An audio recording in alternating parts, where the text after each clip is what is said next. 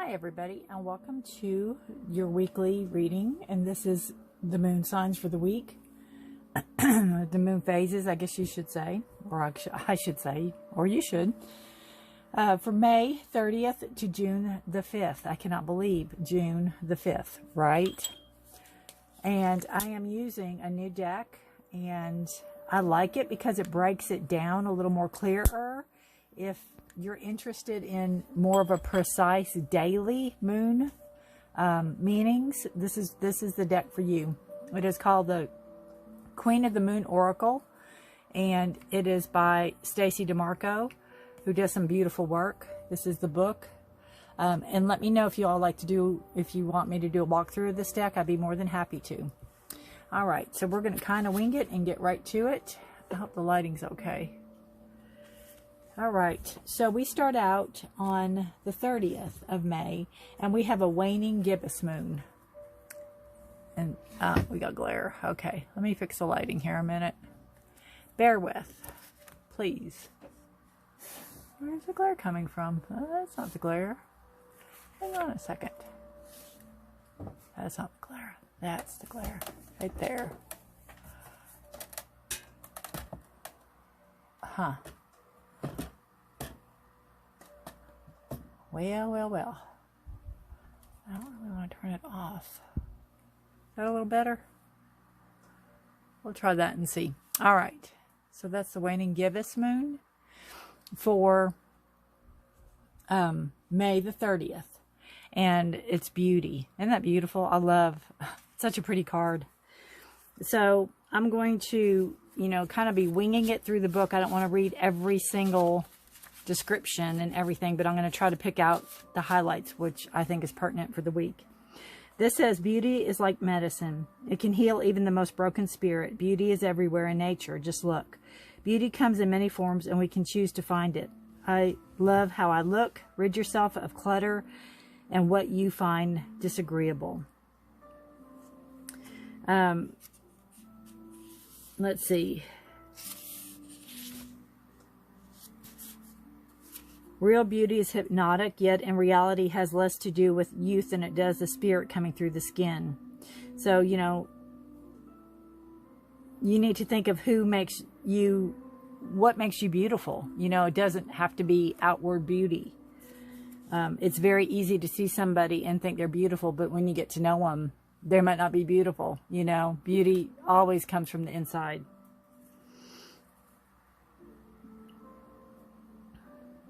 This says, one of the most important differences between the ancient pagan and the modern idea of beauty is that the old ways state there is a need for the core of the self to be developed and strengthened to enable and foster true beauty. This is important two-way double punch, as there's a strong mind-body connection when it comes to both beauty and vitality. So, it's basically seeing yourself for who you truly are. See the beauty in yourself. See what makes you beautiful, not only to others, but to yourself. What makes you beautiful to yourself?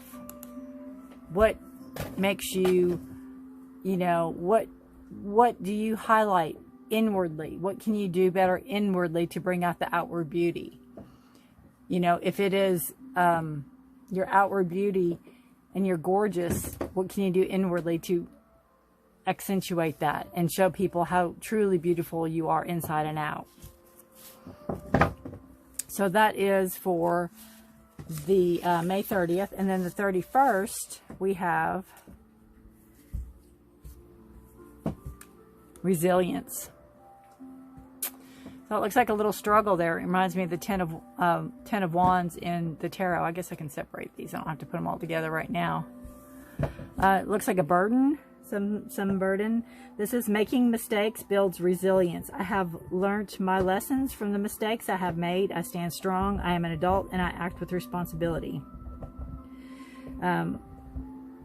While we all have to go through times and periods of imbalance and difficulty, even of suffering, it's important we learn and grow and rely on our resilience. This is the true power from the inside out, building our reserve of resilience.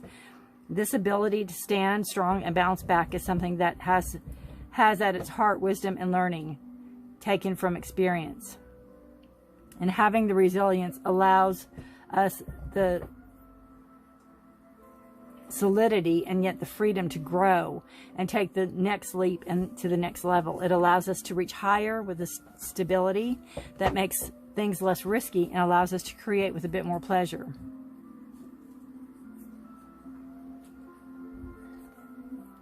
All right. And I like this. Remember, mistakes are simply information gathering. That's it. The less drama and guilt and shame you attach to them, the better. The experience of failure or mistake is simply one of learning. That is all. That's beautiful. All right. And then for June the 1st, we have another waning gibbous, but it is the different phases. And what I love about this deck is that if you look closely and you look up at the sky, you're going to see the moon look exactly like this on this day. And then on the 31st, it's going to look exactly like this on this day. And then June the 1st, it's going to look like that.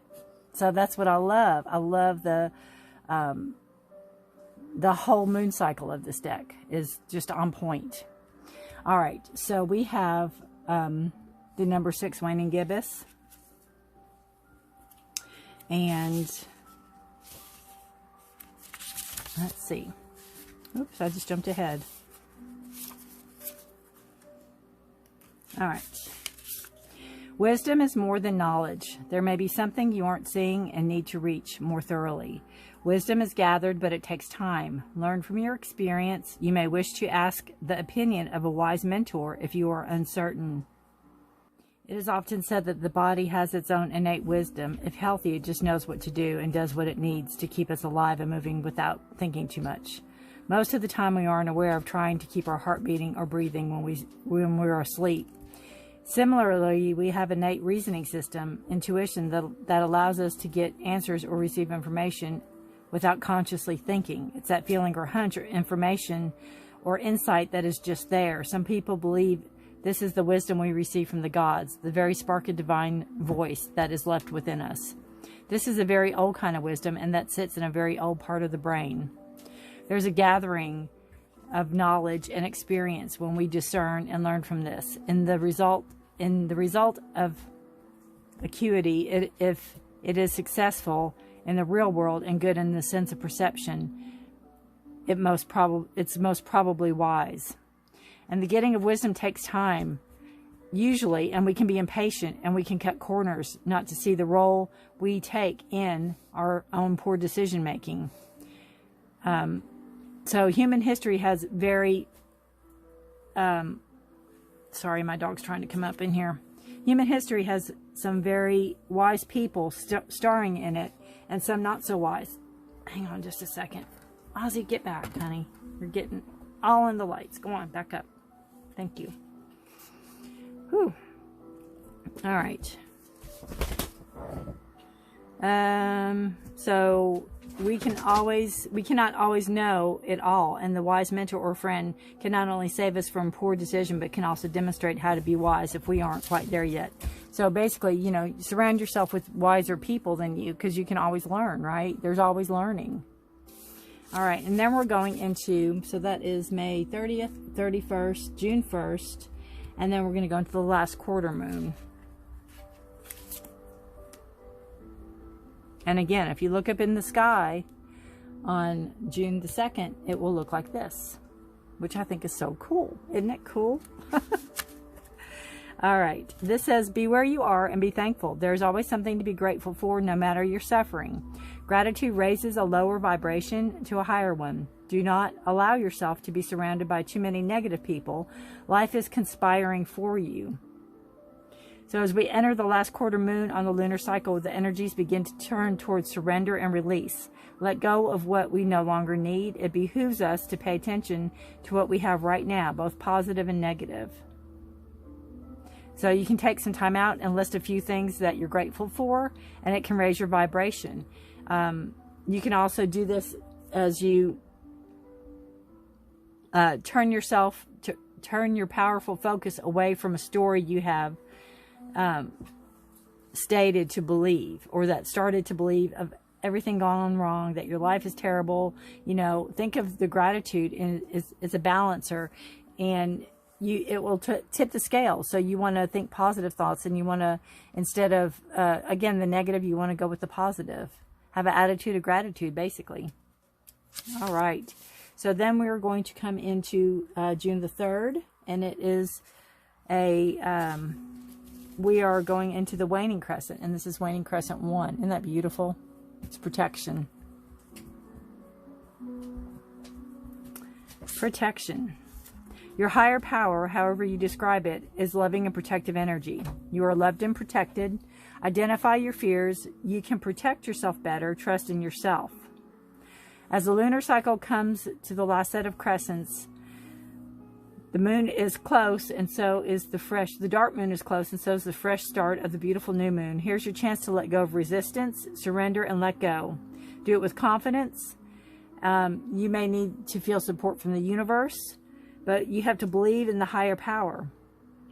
So basically, trust yourself and do what you need to do. You need to, let go and let it go, and know that it's going to be taken care of.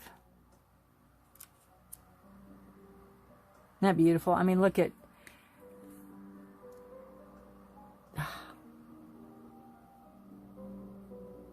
her trust in the bird, you know. That's a beautiful card. So we are in, let's see, the 4th, June the 4th. So we are on waning crescent 2. I know this is a longer way to read the cards, but I think it helps those that are trying to learn the moon phases. And you can always fast forward through this part if you're not interested at all. But I find it fascinating myself. Waning crescent 2 is resistance. Pretty. And again, that it looks more like the sun, but that's what the moon will look like. Resistance. Familiarize yourself with how resistance manifests for you, the overt and the covert. What you can see, what you can't see. If you continue to have doors slammed in your face, turn around. There will be normally an open door. Procrastination is just another kind of fear. Move forward with confidence and persistence.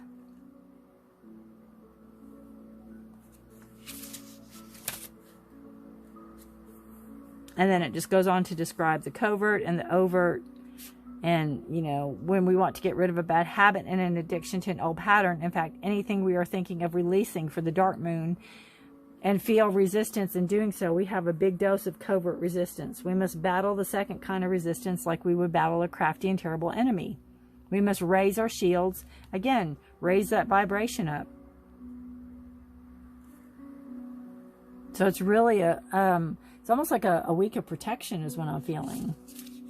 So then we have the third waning crescent, and this will be for June the 5th, and it is surrender. I don't know if that's on there completely. Let's see. Put it right there. Surrender. Isn't that beautiful? Surrendering doesn't mean giving up. Let go of what you no longer need. Stop being so stubborn about holding on to aspects and behaviors that don't align with who you are now. Stop struggling. I mean, didn't that say with the resistance, you know, about letting go of bad behavior or letting go of something that no longer serves you? So we need to surrender.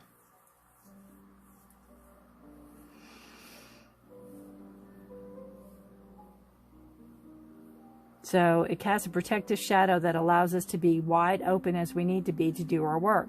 We reveal safety to only the divine. We reveal safely to only the divine in ourselves, and then the light returns. So, you know, you can go within and letting go and surrendering our exposure, you know, expose ourselves. And all you have to do is to again, the higher power. It doesn't have to be, you know, to anybody or anything else. Just surrender to your greater good.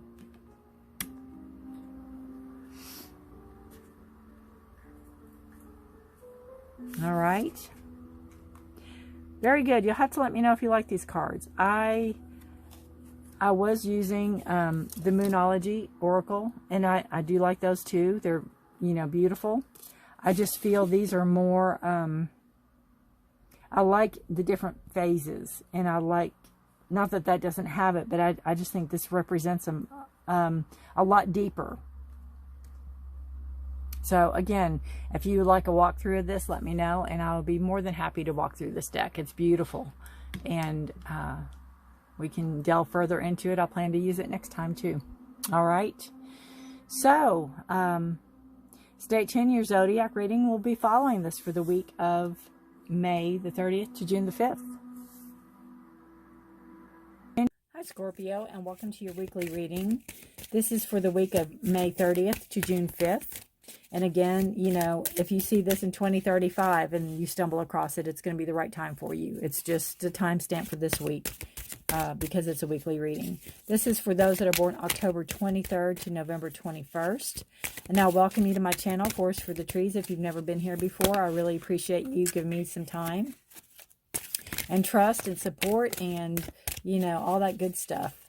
All right, let's get on with your weekly here. These are usually short and sweet, not too drawn out. And we have letting go. What are we needing to let go of, Scorpio? Letting go of what no longer serves you. Time to let go. Letting go of people that treat you poorly. Letting go of excess weight, maybe. Oh, we've got the High Priestess. Beautiful. Beautiful, beautiful. And the Three of Fire. So you're ready to move forward. You put a lot of thought in something. You've put a lot of thought in it. You've trusted your instinct. The High Priestess is all about trusting, even though she's a she, trusting his or her instinct. You trust yourself. You're trusting yourself. You have a balance there. You are very much in tune with your intuition. Listen to your gut. Listen to what you know in your heart and your being to be true.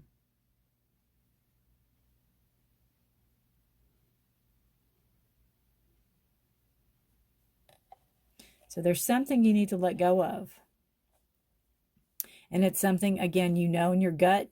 You know your instincts, you know your intuition, you know that you need to let go of this. And you've put a lot of thought into this, and you're ready to move forward. You're ready to embark on a new journey. It's like you put the plan in motion already.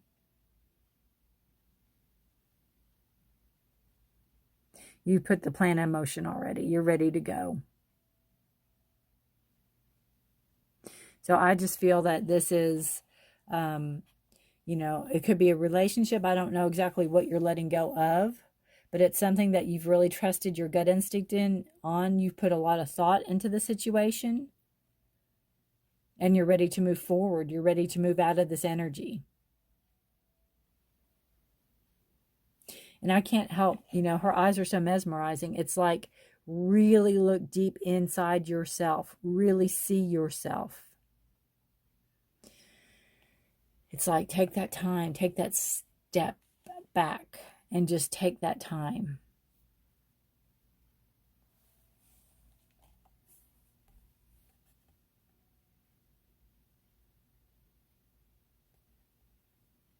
She has a very contented look on her face. She's got the light shining down, you know. It's like divinely guided on this.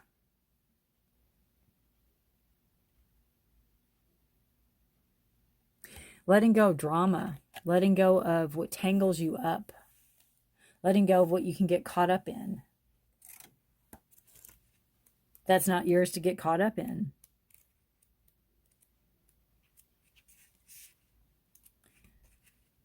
The little thing in the book says probably everything I just said, but I like to kind of go over it a little bit. Keep hope in your heart by letting go. It's possible to salvage something you thought was lost by releasing any attachments and letting go. So you're ready to let go, move on, cut your ties. And trusting yourself. You know, it might be for the first time you're really trusting yourself, your intuitiveness.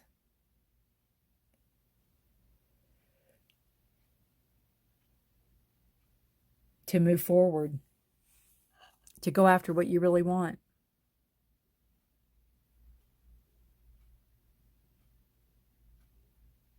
All right. All right, Scorpio. I would love to hear how this resonates with you. Anything you need is in the description below. And remember to trust your intuitiveness. Trust your instincts. And good luck to you. Have a wonderful week. Thank you for watching, and bye for now.